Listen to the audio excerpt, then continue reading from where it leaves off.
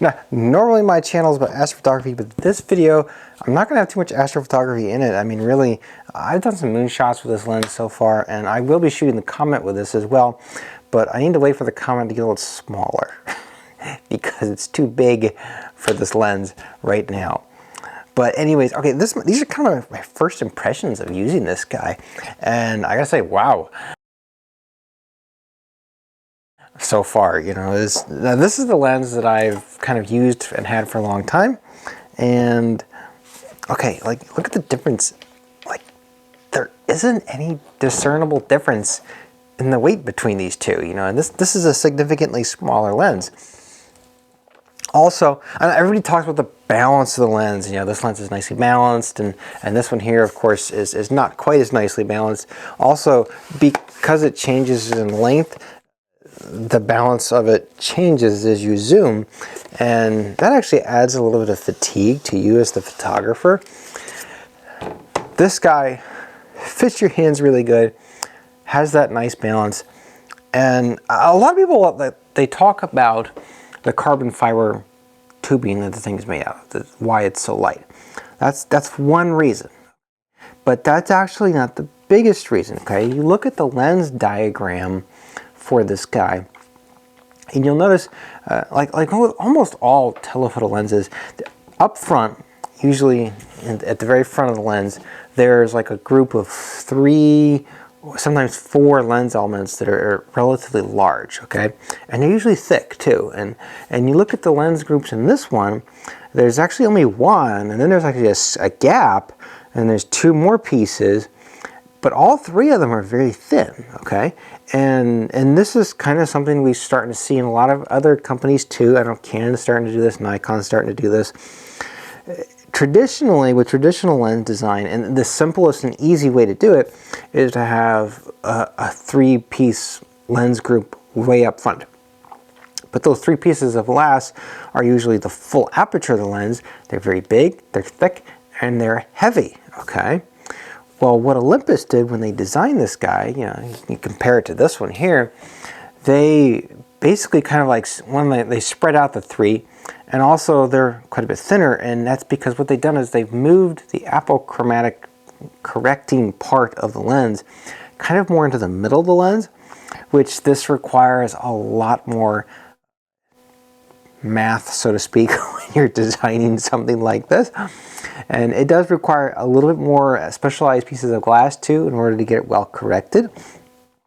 But the advantage is that it moves the weight kind of more throughout the lens rather than being all front loaded up front.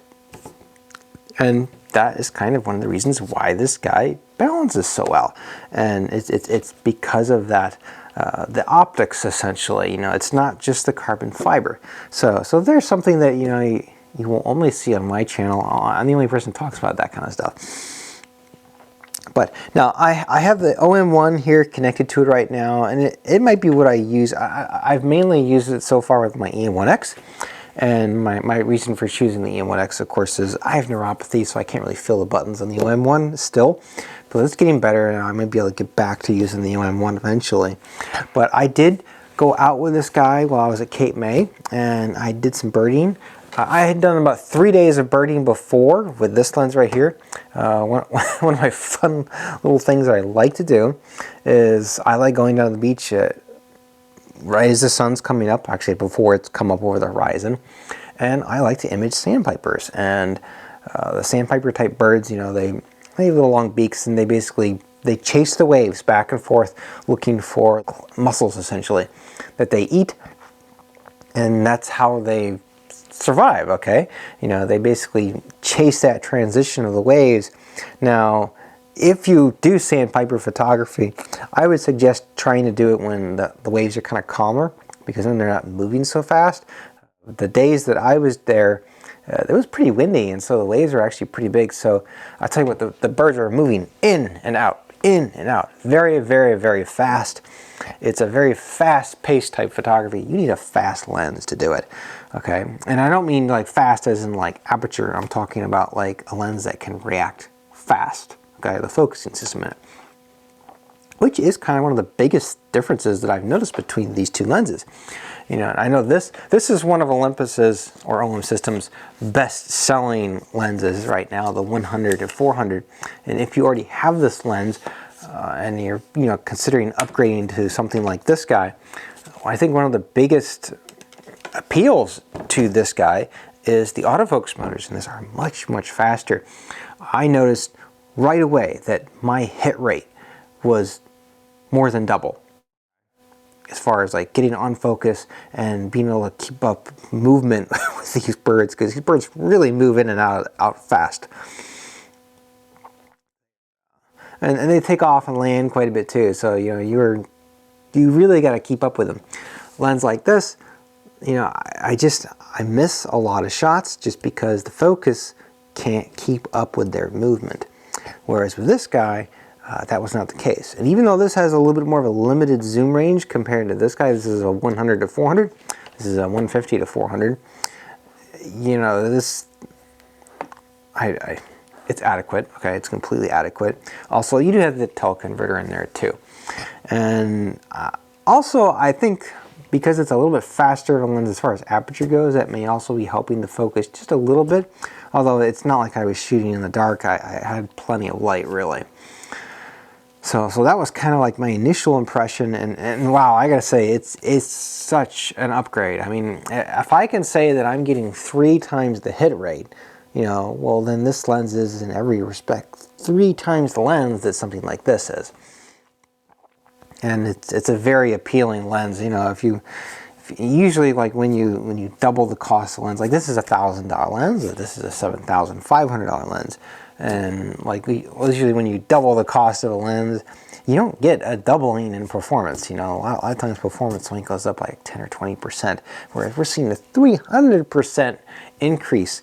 Now I know the price is more than 300% more than that, but still, if you kind of look at the math and how the scales curve with a lot of other manufacturers that are out there, it's really quite a good buy, and very affordable too. I mean, I know I've looked at the Canon 100 to 400, no, it was a 200 to 400 zoom lens, which was an f4, had image stabilization, but it was lens image stabilization, wasn't synced to the body, twice the cost of this guy, okay? So quite affordable in my opinion. And I know there's gonna be people out there gonna say, well, it's not compact and tiny.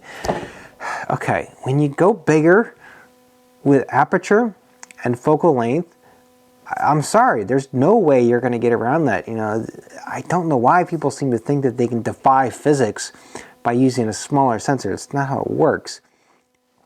A 400 millimeter f4.5 lens is going to be a certain length and a certain diameter no matter what kind of sensor you stick behind it. So yeah. But some other things about it, I mean, like the handle and everything is really nice. I like the fact that it's padded underneath because I can flip it upside down and carry it very nicely.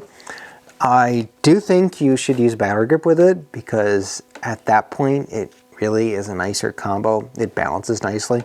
When you don't have a battery grip on here, it feels like you're using a toy camera attached to this guy, and it's not quite as comfortable of a shooting experience. Even though you're adding a little bit of weight to it, you can always shoot without the extra battery and the battery grip, and then it's really light. Although I must say though that the EM1X and this lens is such a match made in heaven. I mean, those two are just, they are the perfect couple. They are Romeo and Juliet. They just love each other. The button sizes and the placement and the built-in battery grip and the solid feel of the EM1X compared to a camera with a screw-on battery grip essentially is quite different, and really the EM1X is kind of the way to go. And that kind of brings another thing up. So like let's say you're like $1,000 or even $1,500 short of having enough money to buy this lens. Okay, what I would recommend you do is forego buying an OM1 Mark II and buy an EM1X instead, okay, and get this lens. Because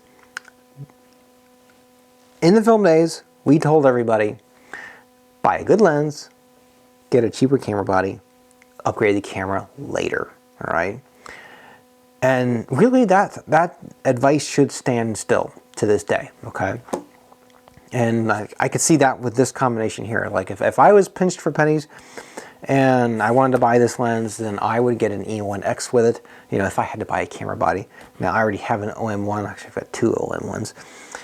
And yeah, so that's kind of my opinion on camera bodies there. It's like, yeah, the EM1X is just a match made in heaven for this guy. I don't know if OM Systems is going to come out with an OM1X. I really hope they do. I mean, this lens just kind of begs for it. And now there's the 150 to 600 that's out there, which is also kind of a match made in heaven for the EM1X, although I haven't tried it yet. Now, I probably will ask OM System to send me one though, so that I can try it out and kind of give you my thoughts as far as that goes. But there we go. That's just kind of some of my initial thoughts of this lens so far. You know, it's very sharp and everything. This is an Olympus branded one.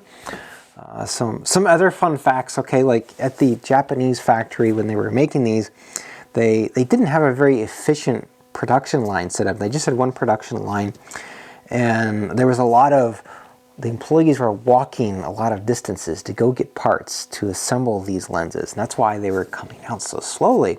Now, not only does Olympus now, or OM Systems now have two production lines, okay, in Vietnam, but those two production lines, like everything is automated, and they have all these conveyor belts that bring the parts to the employees as they're putting lenses together, so they don't have to move anywhere. They can just sit and basically throw these things together much faster, which, by the way, when you have an automated system like that, it actually improves quality control quite a bit, because you know, your system's a little bit more rigid. You know, and that's just something I know from being in the manufacturing industry and everything. So that's kind of one of the reasons why OM Systems has finally been able to keep up with production of this lens. And I can certainly see why for, I think it was like 3 or 4 years there, they had a hard time keeping up with the demand, and there was like a long wait line, because this is an amazing lens. You know, for $7,500, $7,500 I think is what it is right now. It is such a great value, and you would have to buy significantly bigger stuff in order to do this with the 35mm sensor, and you're going to spend a whole lot more money. Okay, you're going to be dropping 20 grand on a lens, not $7,500. Okay, so yeah, it's cheap for what it gives you, and it's definitely a high performer. You know, it really fits the bill of professional lens. And I haven't been out in public yet with this lens, but I hear that when you walk around with a white lens, everybody comes up to you and assumes that you're a professional. Okay, you know, and yeah, if that's something else to consider, is that you're gonna get bugged a lot if you're in public places with a lens like this. Okay, you know, maybe wear a shirt that says "Go away." I have the 1.4x teleconverter on here right now. Of course, I was shooting the moon with it, but I will do some astrophotography with this. So, you know, watch my channel. I'm going to be coming out with some more information about it, and I'll kind of let you guys know, you know, whether or not you can use this lens fully wide open for astrophotography, because astrophotography is a very difficult and very challenging type of photography on optics. Especially, I know this guy here performed quite well, especially at the long end. I think at the short end of it, I had to stop it down a little bit. I did a video about it years ago, and I went in detail. And I've been very happy with it. You know, it was, I actually melted my first one that I had. I had a dew-strap heater on here, and it got too hot. And it melted the tube on the lens. And in fact, I had to send it back in for repair. And the lens was so new at the time, okay, that Olympus didn't even have the parts yet. You know, they actually emailed me back. It's like, dude, this lens is so new, we don't have parts yet. You're going to have to wait a couple weeks. You know, which I was like, okay, you know, it is what it is. But anyways, you know, there's kind of my first impressions, and I'm looking forward to having fun with this guy. I know I've already said on my channel that when I beat my cancer, I'm going to buy this lens, you know, because I've been through a lot, and I think I do deserve to treat myself a little bit, because this is definitely a treat.